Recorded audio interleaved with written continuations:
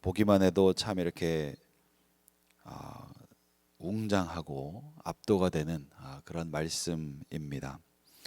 어제 말씀에 이스라엘 백성이 애굽을 떠난 지 3개월이 되었던 날에 하나님께서 이제 그들을 더 이상 애굽의 종으로 두시지 않으시고 이제는 하나님의 백성, 거룩한 나라요, 제사장의 나라요, 하나님을 섬기는 사람들로 부르시는 장면이 어제 우리가 함께 본 말씀입니다. 그리고 오늘은 하나님께서 자기 백성으로 이렇게 회복하기 원하시는 이스라엘 앞에 자신을 드러내시기 위하여 오늘 우리가 읽은 말씀과 같이 그 장엄한 임재를 앞두고 있는 것이 바로 오늘의 말씀의 시작입니다.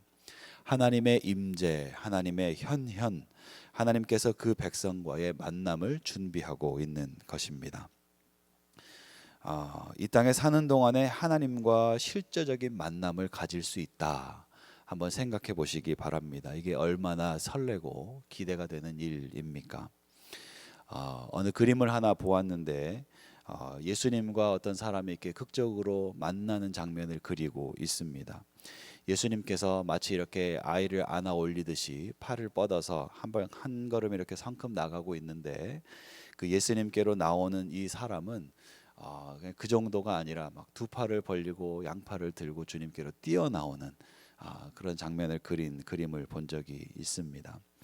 예수님과의 만남, 우리 주님과의 만남을 생각해 본다면 그것이 얼마나 기쁘고 감격적인 일일지 우리가 주님을 그 믿는 믿음의 분량만큼 우리는 그것을 크게 느낄 수 있을 것입니다.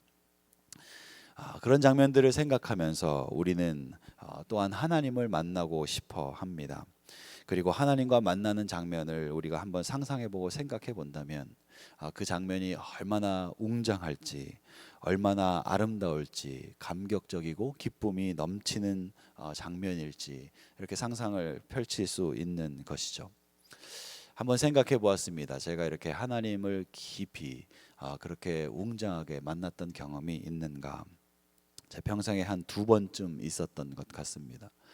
한 번은 제가 대학 시절에 새벽 예배를 드리려고 앞에 앉아서 예배를 드리던 날 기도하는 시간에 뭔가 다른 날과 다르게 하나님께서 제 마음에 큰 은혜를 주셔서 주님을 이렇게 크게 경험했던 날이 있었습니다. 마치 제 머리 위에 주님이 오신 것처럼 그렇게 제 가슴 속에 주님이 찾아오신 것처럼 가깝게 주님을 느낄 수 있는 아침이었습니다. 얼마나 하나님이 크게 은혜를 주셨는지 처음에는 의자에 앉아서 기도하다가 울면서 기도하다가 무릎을 꿇고 앉았다가 나중에는 바닥에 엎드려서 몇 시간을 그렇게 있었던 그런 기억이 납니다. 다른 한 장면은 선교지입니다. 일본의 오키나와로 선교를 갔던 때였는데 그냥 특별한 순간도 아니었습니다. 예배를 준비하고 저녁 식사를 앞두고 있는 어느 시점에 하나님께서 제 마음에 크게 은혜를 주셨습니다. 그리고 그때 느낌만 이렇게 이야기한다면 교회 안에 이렇게 일본에 있는 어떤 교회 안에 있었는데 마치 그 교회를 하나님께서 지나가시는 것처럼 하나님께서 옷자락으로 그 교회를 덮고 지나가시는 것 같은 그런 마음을 저에게 주셨어요. 제가 뭘 할 수 있었을까요? 아무것도 할 수 없었습니다. 그냥 무릎 꿇고 그냥 기도하면서 울면서 그렇게 그냥 거기 앉아 있었습니다. 저녁밥을 주는데 밥을 먹을 수가 없더라고요.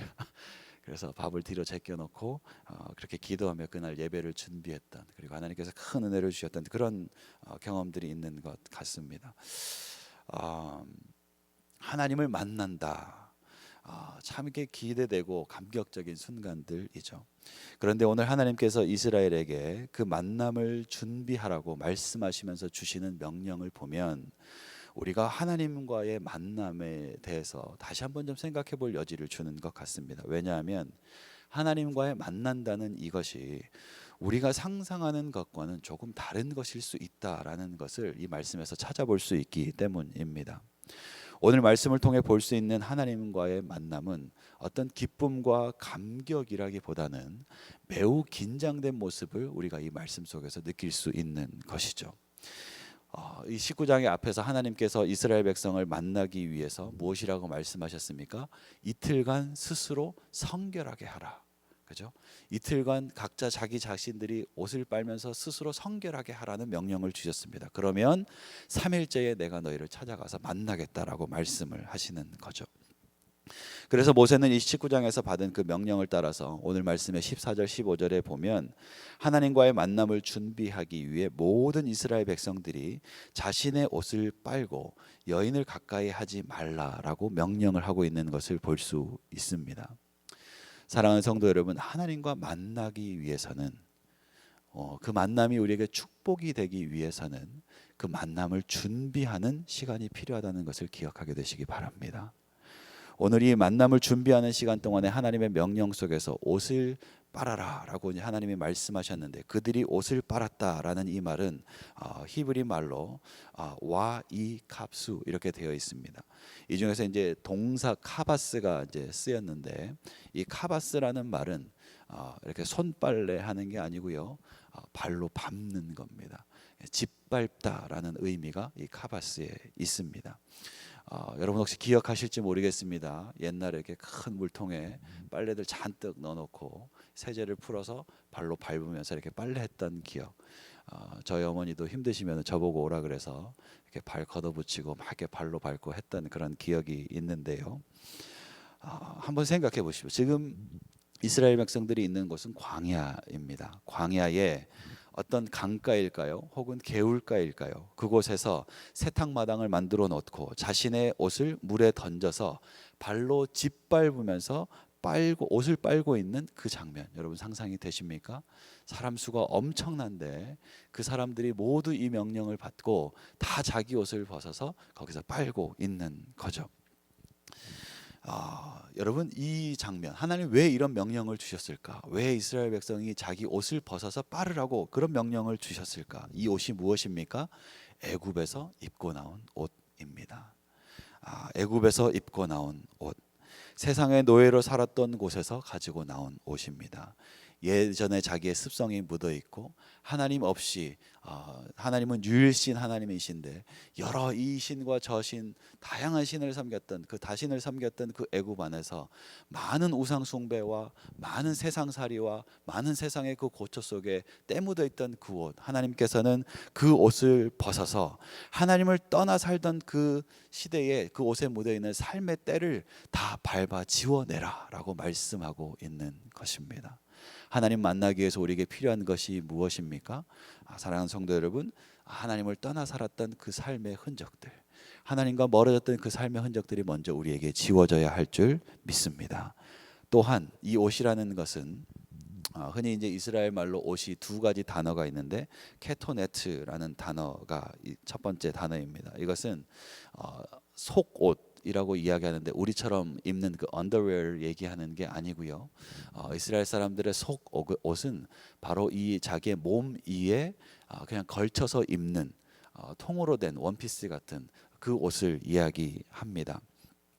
이 옷은 이렇게 정교하게 만드는 게 아니고요, 사람의 이렇게 크기를 재서 이게 가슴팍 쪽과 등 쪽에다가 이 사람보다 큰 천을 이렇게 포갠 다음에 대충 본을 떠서 너무 이렇게 타이트하지 않게 본을 떠서 그것을 잘라서 그 양쪽의 천을 실로 꿰매는 것입니다.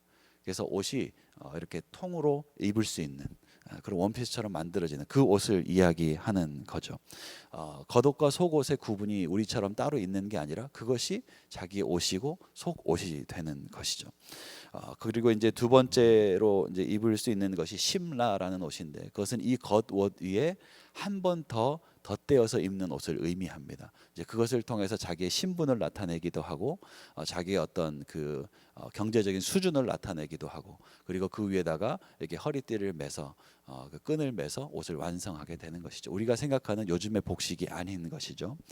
이 사람들이 옷을 벗어서 빨았다는 장면을 한번 생각해 볼 때 분명히 이 안에 있는 옷을 벗었을 텐데, 그러면은 이 이스라엘의 사람들이 무엇이 드러납니까? 자기의 알몸이 드러나는 거예요. 자기의 몸이 그냥 그대로 드러난다는 거예요. 옷을 빨았다라는 것은 뭐냐면 자기의 있는 모습을 다 그냥 그대로 드러낸다라는 의미인 거죠. 한번 생각을 해보시기 바랍니다. 이 자기의 몸을 다 드러내고 있는 모습 그대로 다 드러내고 옷을 빨면서 이렇게 옷만 빨아지겠습니까? 자기의 몸도 다 씻겨져 나가는 거죠. 그래서 이 이스라엘 사람들에게 이 옷을 빤다라는 그 의미, 이 카바스라는 그 단어를 사용할 때, 옷을 빤다라는 말을 쓸 때는 그것은 옷을 빨기도 하지만 또한 목욕을 한다라는 의미가 같이 포함되어 있다라는 거죠. 하나님께서 이스라엘 백성에게 옷을 빠르라라고 명령을 하셨을 때, 그것은 단순히 세상 속에 있는 자기의 과거에 찌든 때만 빠르라고 얘기하는 것이 아니라 지금 자신의 모습을 씻고 성결하게 하라는 의미가 바로 이 말씀 속에 들어있다라는 거죠. 그리고 모세가 이스라엘 백성들에게 무엇을 하고 명령합니까? 옷만 빨 뿐만 아니라 여인을 가까이 하지 말라. 이틀간 여인을 가까이 하지 말고 하나님의 임재를 준비하라. 여인과 가까이 하는 것은 구약의 규례와 율법에 보면 정결한 것과 관련이 많이 있습니다. 그래서 하나님과 만나는 시간이 될 때, 예배하러 올라갈 때, 혹은 전쟁을 해야 할 때 여인과 가까이 하지 말라라는 그 규례가 있죠. 그것은 뭐냐면 하나님이 역사하시는 순간, 하나님이 임하시는 그 순간을 준비하기 위해서 오늘 하루를 정결하게 부정함 없이 살라라는 의미가 그 말씀 속에 들어있는 거죠. 자, 하나님을 만나기 위해서 이들이 준비해야 했던 것이 무엇입니까? 다시 한번 꼽아보겠습니다. 과거를 씻어내야 했습니다. 자기의 지금의 몸을 씻어내야 했습니다. 그리고 오늘을 정결하게 유지하며 하나님의 때를 준비해야 했습니다. 왜 이스라엘 백성은 이토록 철저히 하나님과 만남을 준비해야 했습니까? 하나님은 거룩이시기 때문입니다. 거룩의 한 가지 습성이 있는데 그것은 뭐냐면 거룩은 죄를 친다라는 것입니다.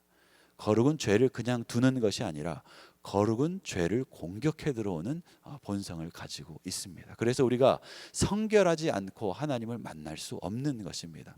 정결하지 않고 하나님을 만나는 것은 우리에게 축복이 될 수 없는 것입니다.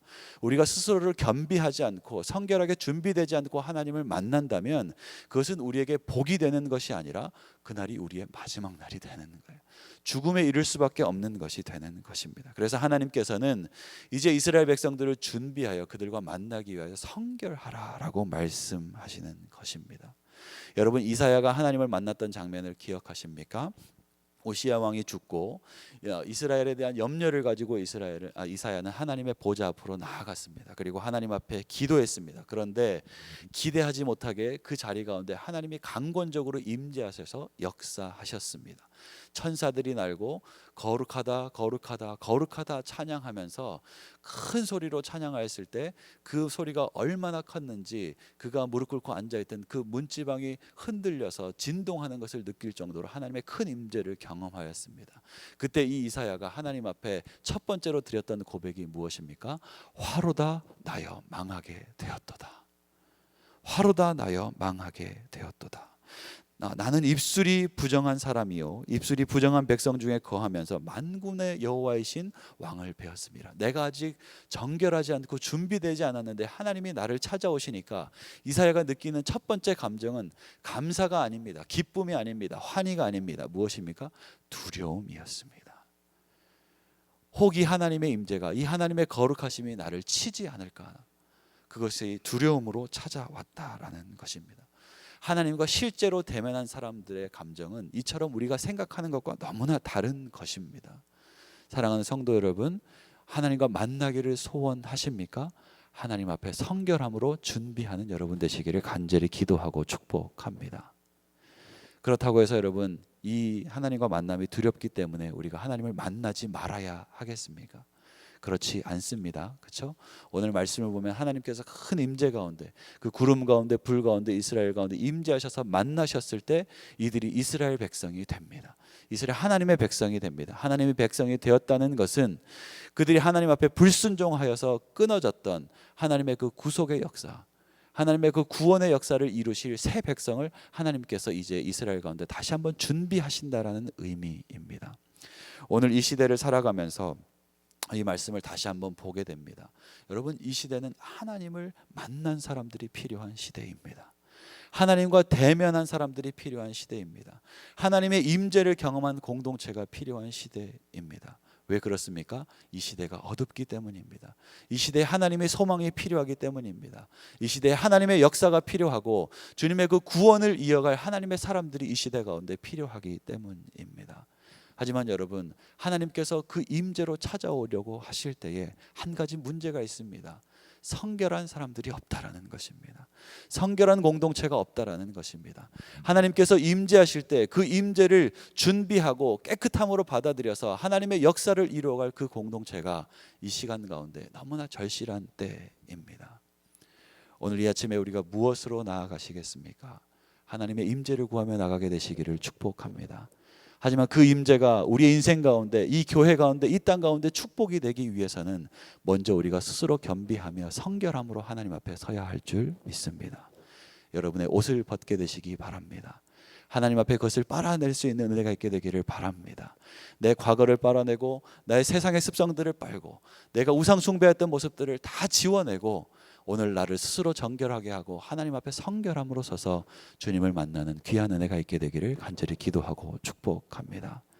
오늘 하나님께서 구름의 그 임재로 우리와 함께 하실 것입니다.